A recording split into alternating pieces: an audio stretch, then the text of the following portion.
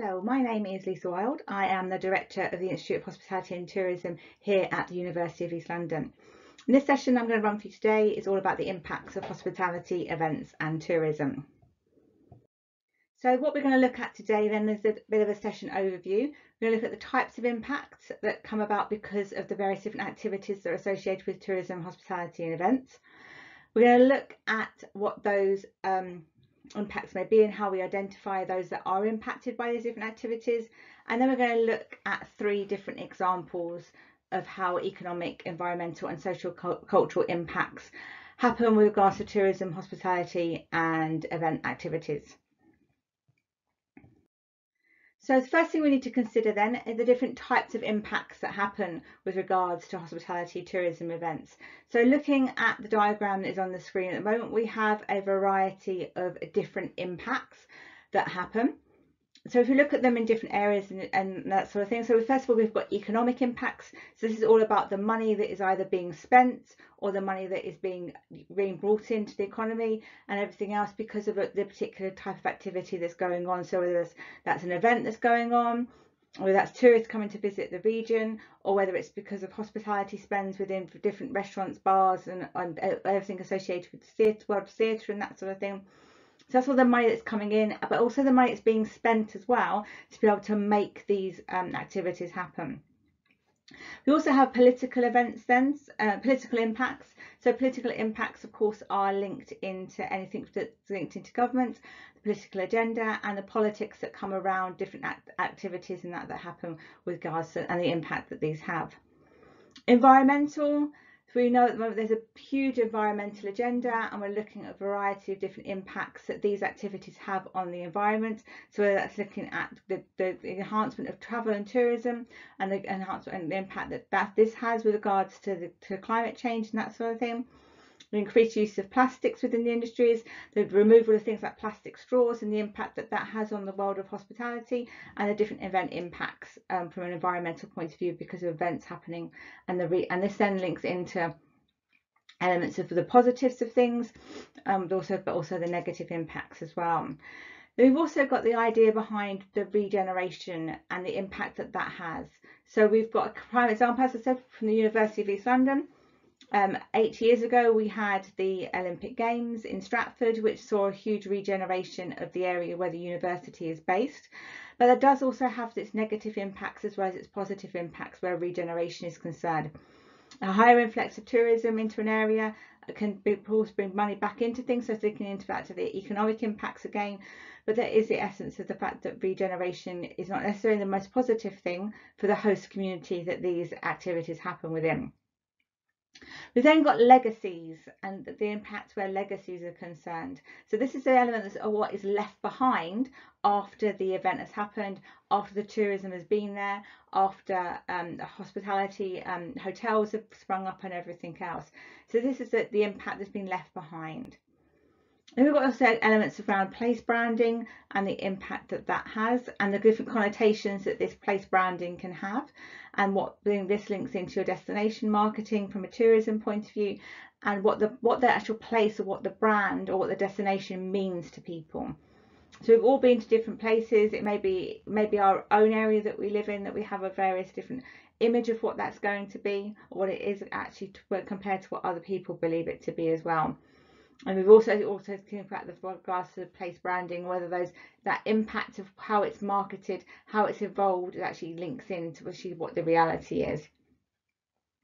The final 2 impacts, the different types of impact, are your social and cultural impacts, also known as socio-cultural, because these 2 link together. So this is about the people, about the populations that are there and everything else, and the impact that different types of activities, so events, so tourism, the involvement of hospitality and everything else, and what the impacts that they have on the social and cultural aspects of a region or an area. So we need to think about then what are impacts. So impacts themselves can be in a variety of different ways, but impacts impact on people. So it's linking to changes in people that they have. So it can be changes in behaviour. So people's behaviour may develop, they may change and evolve due to the activities that are going on within their host community. It's also linked into those attitudes and perceptions of what people thought something was like compared to what it is like, how it's maybe marketed. So going back to the whole essence of that destination marketing and how it's perceived by media and all of that sort of thing as well. It's also linked into changes in people's beliefs as well because of what they are exposed to. So if you think about it from a tourism point of view, you may be impacted by a change of belief because of a particular tour that you've been on, a particular destination that you've been to. It may be a change of belief because of a type of event that you've gone to, and everything else. It's also linked into knowledge. So if you think about it, a lot of things that we do within hospitality tourism events can be knowledge based, particularly if we're looking at business to business based events, or we're looking at events that are there to impart knowledge on people as well. So that's that change in behaviour as well. So then we've also got link into well-being as well because of what we're exposed to, and also that impact of changes of learning and skills. So these impacts can be either direct or indirect. So those impacts can be directly linked to the actual event taking place or the tourism being within the area, or they may actually be indirectly linked as well. So those impacts may be not necessarily linked directly to that particular activity, but there's an essence of the fact that because of those activities going on, there's these other impacts that are happening. We also know they can be positive or negative, and we'll look at some of those with some of the case studies later on. And they can also be process-based or outcome-based, depending on the type of activity that we're looking at. We also need to consider about who is actually impacted by these. So you've got people that are within the local community themselves, or the community where this activity takes place, or where the event takes place, or where the tourism, or where the hospitality or the hotel has cropped up, and these are your local residents. You've also got the wider community as well, so people that are in the locality of what is going on. So we think about the fact that you may have an event happening within one particular part, so one particular town, but it's other people in the locality that will also be impacted by it as well. And we've also got the essence of people that are external to the community as well. So these are your visitors, your tourists, your business stakeholders, and everything else. So they're going to be impacted by the particular activity that's going on, by the tourism, by the events, by the hospitality outlets that are there, and they're external to the community. So they can, in theory, they can walk away. They're not as impacted as if somebody was in the host community. So we've got different ways of analysing these impacts. So we need to look at the impacts before the activity takes place, during the activity, and also after the activity as well. And then, as I said before, you've got those positives and negatives. And we can all think about the fact that it's linked into these P's. So we've got the people within the area, the host community, or the people that are coming into the area. So things like your visitors, your attendees, your tourists, and everything else, and all your business stakeholders, and all the other people that are around the area that are impacted by them. You've also got then the population that is there, and then you've also got the places that are impacted as well, and then all of this can link into the political agenda and the politics elements. So we need to think about how do we measure them. So we can examine the engagement of the community and actually how far they are engaged within the activities that are going on. You can think about the satisfaction of the community. Are they pleased that this is going on within their area? Do they feel they are benefiting from what is going on, or would they be better off if these activities weren't coming in? And then this links into the benefits to the community. So this can be more social cohesion. It can be linked into the economic side point of view. So therefore there's more higher job creation. There's more money coming in. So therefore there's more disposable income from people. So therefore that leads on to benefits. Is it linked into the fact that there's a higher job market? And so think about the benefits to the community of these activities taking place. You then got the essence of the legacies as well. So this is your post-event and ongoing as well. So what is left behind? What benefits are still there that wouldn't be there without those particular activities taking place in the first hand? Then we've got economic improvements into the community as well. So this is linked into the regeneration aspect. This is linked into the fact that more money is coming in. There's a higher footfall of people that are bringing more money with them. So looking at the economic improvements to happen. And different ways of how to measure this. So you've got those before and after comparisons. So we can look at X location was like this before this activity went on, whereas X location is now like this after the activity has gone on. You can look at interviewing local residents, looking at local community, those host communities where these activities take place. We can also look at interviewing the people that have actually been part of the event or part of the tourism experience. Looking at focus groups, so there's those small groups of people that come together and they do interviews and everything else. We can look at observations to see what's going on the street, as it were, what's going on, and then looking at surveys as well. But we need to consider about how reliable can these actually be.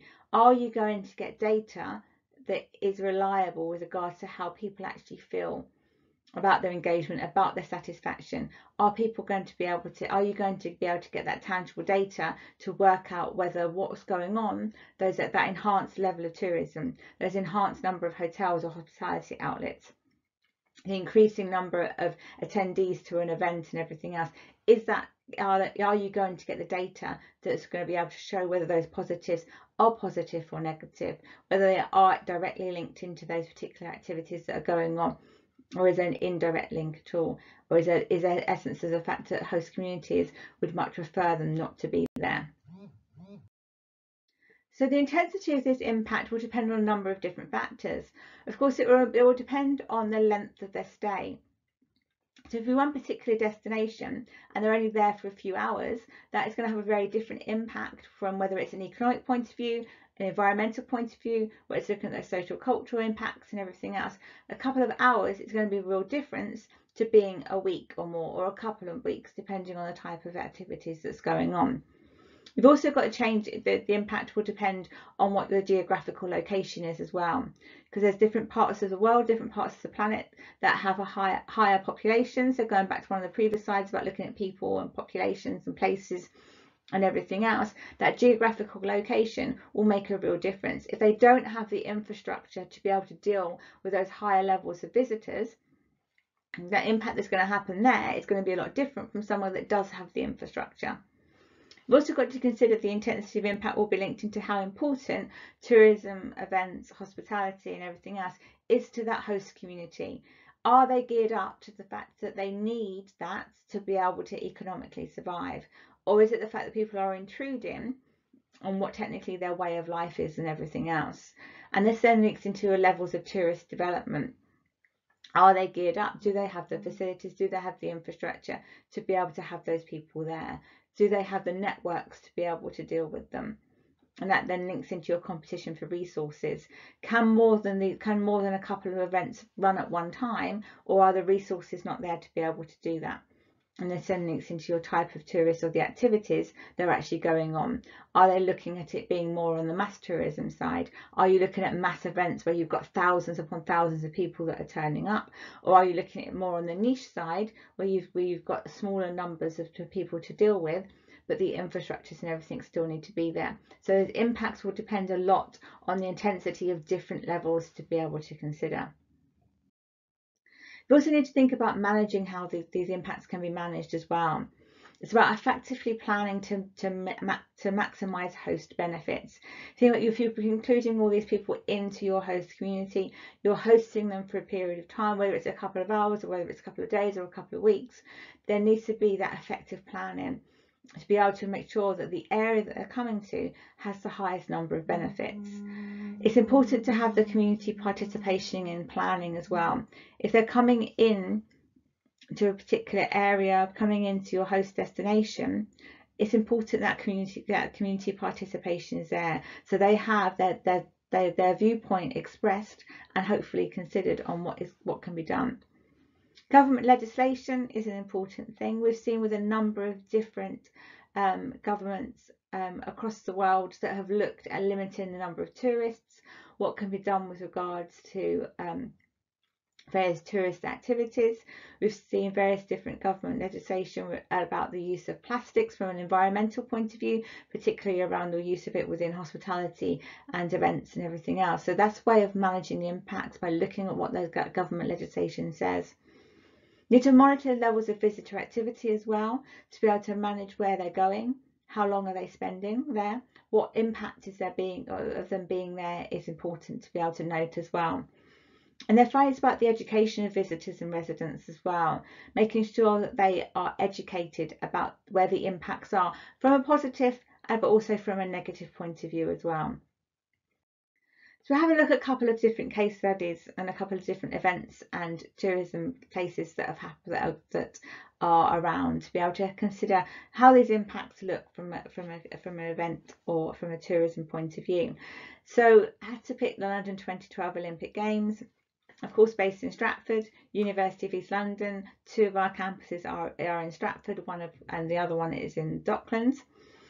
But of course, we had the whole expansion. Lots of regeneration happened within the Stratford area because of the London 2012 Olympic Games being there, and of course the building of the Queen Elizabeth Park and everything else around it. We're going to consider the fact there were positives and negative impacts of the London 2012 coming to London and coming particularly to Stratford itself. There's a whole essence of the fact that there's building of community pride, and that definitely brings in the call for the host community to be able to show what they are about, that building of the community pride element.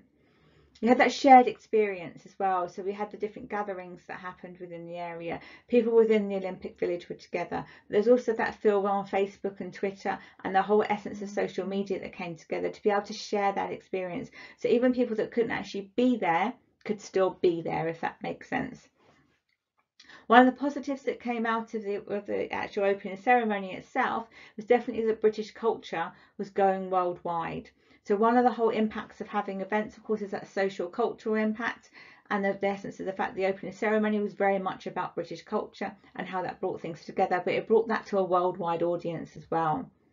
You had the legacy of the event as well. So we've got Queen Elizabeth Park that has what was the Olympic Stadium inside it. Of course, this is now currently home to West Ham, but it's also used for a variety of other sporting events, including the anniversary games. And of course, new homes were built as well. So where the Olympic Village was, where the athletes stayed, you've got the new homes that were there. So part of the regeneration of the area and bringing people in. You've also got, from a hospitality point of view, where Westfield was built with all the different hospitality outlets and the hotels and that have come from there as well. You also had the essence of having the community spirit and bringing people together. So there was a thing of bringing assisting community groups with the free tickets to children and other people that could actually come in and be able to watch the events for free. And crime rates reduced during the period of the build up to it and during the events and afterwards as well. However, as we said with anything, there are also going to be negatives that outweigh some of the positives as well. So some of these are the fact there were security concerns and terrorism threats around this particular games, and this has made possibly the local community or the host community slightly feel unsafer than what they would have done had the event not actually been taking place within Stratford. There was lots of traffic chaos, queues and inconvenience for the host community as well, with some people choosing not to stay around because of the essence of what was going on. There was pollution, noise and of course increased travel, and not just increased travel around London but increased travel to UK, with airports being busier and everything else. So if you're thinking about it from that point of view, there you could deem there was negative environmental impacts because of the event being held. Yeah, we had some free tickets that were given to children, that's the thing, but there were also limited tickets as well, for depending on whether you were part of the lottery system, whether you were lucky enough to be able to get those tickets as well. And looking at one of the negative economic impacts, there were some money issues around increased taxes for the host community. So therefore there is impact fact that things like council tax and that sort of thing was increased for the local community to be able to make sure that the event could go ahead and some of the facilities being built. Okay, another thing to look at is Cabo Verde. So this is a hot tourist spot. Lots of tourists go there every year. Not mass tourism, but it is a popular tourist destination. And we've got to consider they have a high turtle population on Cabo Verde. And so there were lots of the remains of killed turtles were until recently very common on the beaches around Boa Vista. And this was quite a shocking sight. And there was a whole essence to the fact that hotel construction projects were there for the mass tourism that they were hoping to be able to have. So this happened. This was threatening the turtles nesting on the beaches around Boa Vista, and the litter on the beaches as well was a great problem, not only for the turtles but for the host community and the wildlife as well.